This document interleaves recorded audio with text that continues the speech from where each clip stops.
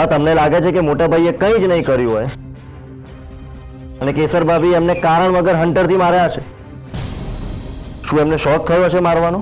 ખબર નહીં, શું જાદુ કરી નાખ્યો છે એમણે તમારી ઉપર. હંમેશા અમે તમને એમની જ સાઈડ લેતા જોયા છે. આજ સુધી ભીખ વિજયસિંહની સાઈડ લેતા અમે તમને નથી જોયા. એવું એમને કર્યું પણ હોવું જોઈએ ને બા, જેથી એમની બાજુ લઉં. એક મિનિટ, તમને તમારા સગા ભાઈ માટે કોઈ લાગણી નથી?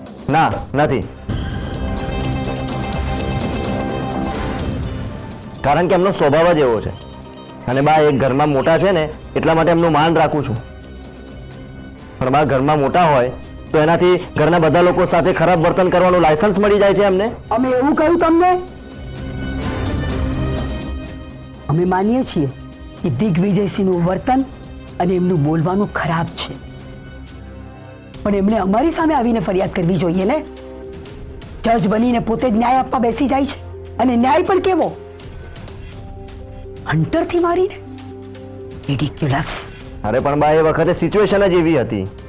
રહેવા દો અર્જુનસિંહ, અમે વિડીયો જોયો છે. બા તમે ફક્ત વિડીયો જોયો છે, પણ વિડીયોની પહેલા શું થયું છે એની પછી શું થયું છે ને એના વિશે તમને કંઈ જ ખબર નથી. એટલે વિડીયો જોવાનો કોઈ અર્થ જ નથી. અને તમે જે આ બોલો છો એનો અર્થ છે તમને હંમેશા દિગ્વિજય માટે પ્રોબ્લેમ છે. તો શું તમે પક્ષપાત નથી કરી રહ્યા?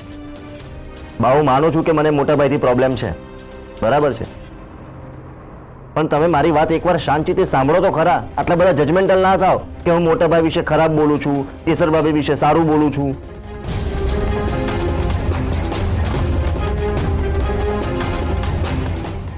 અર્જુન, તું કોની સામે ફરિયાદ કરે છે અર્જુન? જેમના સુધી ક્યારેય આપણો અવાજ પહોંચ્યો જ નથી એમને. જા તું તારું કામ કર ને, કામ ટાઈમ વેસ્ટ ના. આ જ વાત અમે તમારા માટે પણ કહી શક્યા હોત હર્ષવર્ધનસિંહ.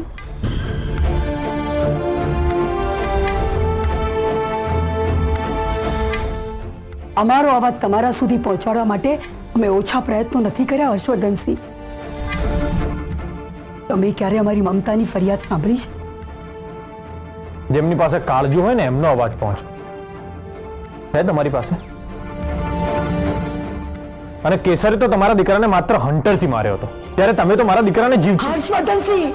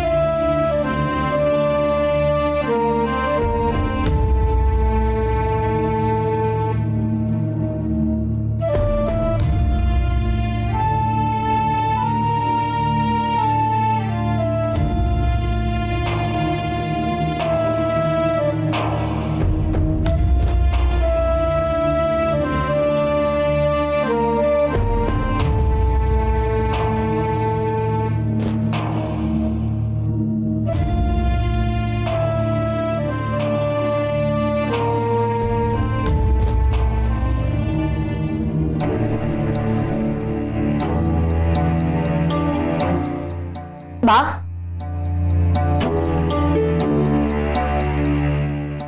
બા તમારા માટે દૂધ મૂક્યું છે.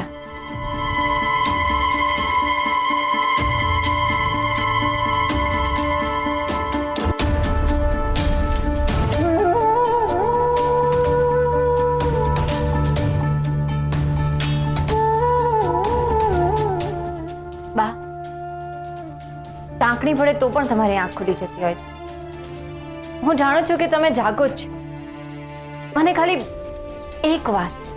એકવાર મારી વાત કહેવાની તક તો આપો.